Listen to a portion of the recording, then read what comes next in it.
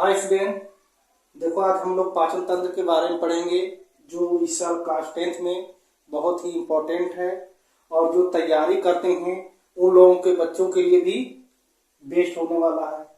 चाहे वो पुलिस की तैयारी कर रहे हो, चाहे किसी भी फोर्स या किसी भी क्षेत्र में तैयारी कर रहे हैं, एक बार हमारे इस वीडियो को जरूर देखें। देखने के बाद अगर अच्छा लगेगा तो लाइक करना, सब्सक्राइब जरूर करना ना भूलें। तो देखो सबसे पहले पाचन तंत्र और आहार नाल। कुछ लोग देखो यहाँ पे आहार नाल लिखा गया है, तो आहार नाल का मतलब यह नहीं होता है कि ये हमारा ग्रास नाली बस इतना आहार नाल है।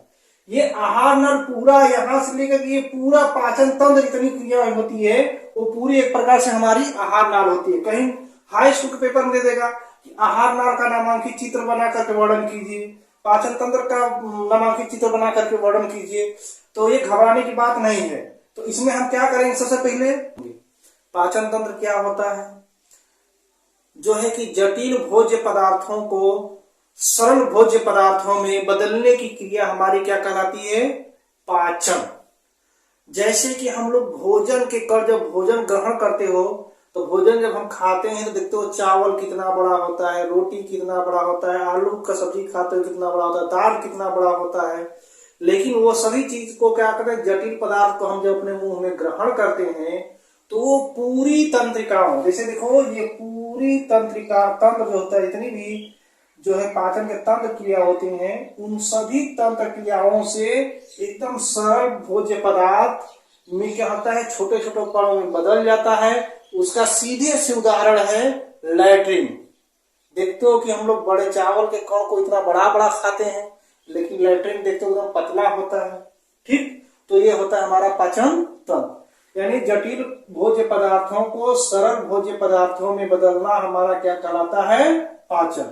जैसे देखो ये जटिल का मतलब भोजन एक बार पहले बड़े बड़े हैं, फिर उसके बाद ये सरल छोटे छोटे कणों में विभाजित हो गए।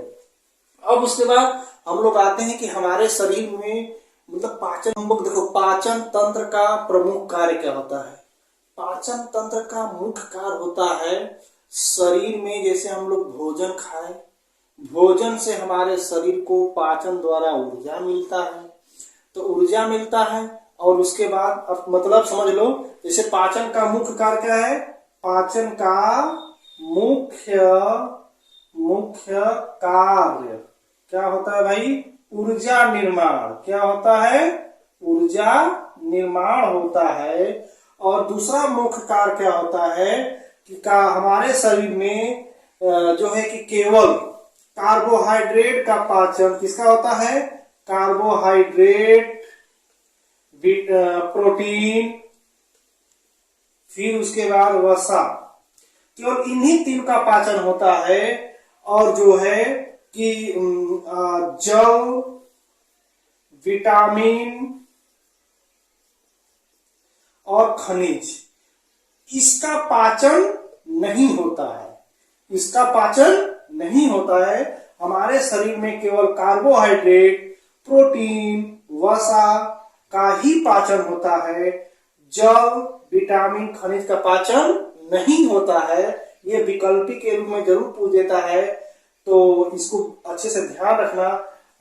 जो है कि जल, विटामिन, खनिज क्या होता है, हमारे शरीर में अवशोषित हो जाते हैं, यानी उसको सोख लिए जाते हैं। क्या होता है भाई, सोख लेता है हमारा शरीर। एक बात और ध्यान रखना नोट से, यानी कार्बोहाइड्रेट का पाचन देखो कहाँ होता है, कार्बोहाइड्रेट का पाचन मुख में ही हो जाता है। कहाँ हो जाता है भाई, मुख में ही हो जाता है। यानी हमारे शरीर में जो है कि केवल अंदर जाने के बाद इन सबों का पाचन पेट में प्रोटीन का होता है, लेकिन ये कार्बोहाइड्रेट का पाचन मुंह पर ही हो जाता है। इसीलिए जो भी स्पोर्ट के खिलाड़ी होते हैं उन खिलाड़ियों को जो पानी पिलाया जाता है उसमें कार्बोहाइड्रेट की मात्रा ज्यादा होती है।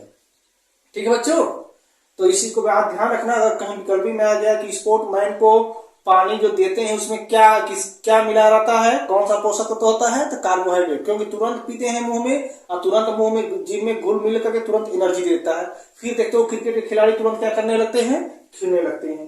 ठीक, तो अब उसके बाद तीसरा नंबर पर आता है कि पाचन जो है कि क्या होता है, पाचन हमारा भौतिक क्रिया भी है और रासायनिक क्रिया है। पाचन हमारा कौन सी क्रिया है, भौतिक क्रिया भी होती है और हमारा क्या होता है उसके बाद रासायनिक क्रिया भी होती है, रासायनिक अभिक्रिया भी होती है। अच्छा, भौतिक क्रिया कब होती है और रासायनिक अभिक्रिया क्या होती है? भौतिक क्रिया का मतलब समझ, जैसे हमने भोजन कल को उठाया और उसको मुख में डाला, ऐसे कचर कचर कचर मचर करे खूब खा रहे हैं, तो उसमें खा रहे हैं तो उस समय भौतिक क्रिया हुआ। जैसे ही भोजन में अब लार मिला, लार से एंजाइम मिलने लगे, फिर ग्रास नली से भोजन हमारा आमाशय में आया, फिर यकृत से, फिर अग्नाशय से, सबसे सभी ग्रंथियों से क्या होगा कि एंजाइम निकलेंगे। जब एंजाइम से हमारा भोजन मिल जाएगा तो उस समय हम भोजन को रासायनिक अभिक्रिया कहते हैं। इसलिए विकल्प के रूप में पूछता है हमारा कि जो पाचन है वो कौन सी अभिक्रिया है, तो हम लोग वो बोलेंगे रासायनिक अभिक्रिया। इसलिए भौतिक अभिक्रिया थोड़ा सा भाई रहता है शुरुआत में ही, लेकिन इसका महत्व कम होता है। ठीक, अब इसके बाद देखो पाचन निम्न चरणों में, यानी पाचन हमारा जो है निम्न चरणों में पूरा होती है। क्या होता है भाई? निम्न चरणों में पूर्ण होता है। जैसे सबसे पहले पाचन तंत्र में पहला सबसे पहले नंबर पर क्या आता है भाई? मुख गुहा। क्या आता है भाई? मुख गुहा। और दूसरे नंबर पर क्या आता है? ग्रास नाल। क्या आता है भाई? ग्रास नाल। और तीसरे नंबर पर हमारा क्या आता है? अमाशय। क्या आता है भाई? अमाशय। ठीक, और चौथे नंबर पर हमारा आता है छोटी आंत, और पांचवें नंबर पे हमारा आता है बड़ी आंत। क्या आता है भाई? बड़ी आंत।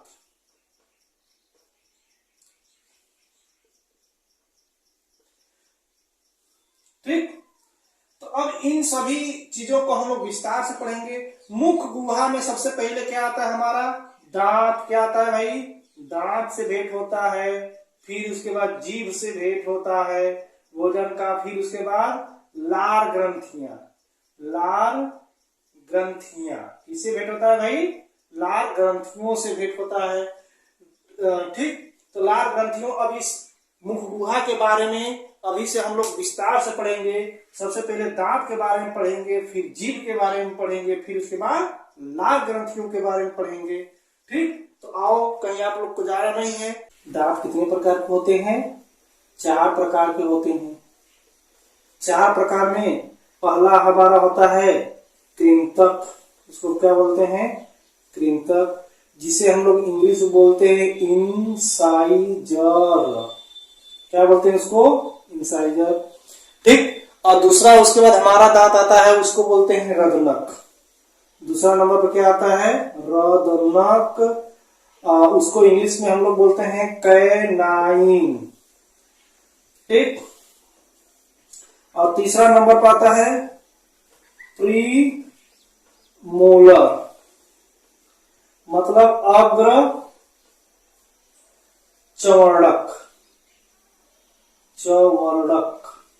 ठीक, अब उसके बाद चौथा नंबर हमारा दांत आता है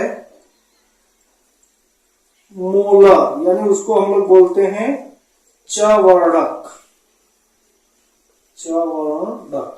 तो सबसे पहले कृंतक का काम होता है भोजन को काटना, पीसने का काम, और एकदम चबाने का, मतलब महीन कर देता है। क्या करता है भाई? ये भी चबाने और महीन पीसने, बस केवल महीन। अब लार ग्रंथियां, क्या होता है ये भाई? लार ग्रंथियां। लार ग्रंथियों को इंग्लिश में सैलिवरी ग्लैंड बोलते हैं। सबसे पहले लार ग्रंथि हमारे शरीर में कितनी होती है? 3 जोड़ी। कितनी होती है? 3 जोड़ी होती है, अर्थात इसकी संख्या में कितना हो जाएगा? संख्या में ये हो गया हमारा 6। ठीक, जैसे कि चप्पल है, चप्पल में हम लोग 1 जोड़ी पहनते हैं, तो 1 जोड़ी का मतलब उसमें 2 ठो होता है ना, तो इसलिए इस 3 जोड़ी हो गया, तो 3 जोड़ी का मतलब 6 ठो। ठीक, ठीक, और दिन भर में क्या होता है? हमारे मुख से लगभग दिन भर में कितना लार निकलता है? 1 से 1.5 लीटर। कितना? 1 से लगभग 1.5 लीटर पर डे, यानी प्रतिदिन हमारे मुंह से लार निकलता है। और लार में 4 प्रकार के एंजाइम पाए जाते हैं। कितने प्रकार के पाए जाते हैं एंजाइम? 4 प्रकार के। लार में 4 प्रकार के एंजाइम पाए जाते हैं। 4 प्रकार के एंजाइम होते हैं। पहला एंजाइम हमारा है, ध्यान से देखो, पहला एंजाइम हमारा है लाइसोजाइम। क्या होता है हमारा? पहला हमारा है लाइसोजाइम। लाइसोजाइम ये क्या काम करता है? जीवाणुनाशी होता है। क्या करता है वो भाई? जीवाणुनाशी। दूसरा हमारा होता है टायलिन। क्या होता है? टायलिन। और तीसरा हमारा होता है डाई स्टेज। क्या होता है भाई? Die stage. और चौथा नंबर पे हमारा क्या आता है भाई? म्यूकस। क्या आता है? म्यूकस। अब सबसे पहले देखो ये क्या होता है? जीवाणुनाशी। क्या होता है भाई? जीवाणुनाशी, यानी यह जीवाणुओं का नाश करता है। जैसे देखो हम लोग भोजन खाते हैं, थोड़ा बड़ा अगर कहीं हवा उड़ गया, उसमें गर्दा उड़ा जाता है, तब हम लोग भोजन खा लेते हैं, तो उसमें बहुत से कीटाणु और जीवाणु आते रहते हैं। तो वो क्या होता है कि उन जीवाणु और कीटाणु क्या करता है? लाइसोजाइम जो एंजाइम हमारे लार में पाया जाता है उसको मार देता है, इसलिए हम लोगों को नुकसानी नहीं होता है।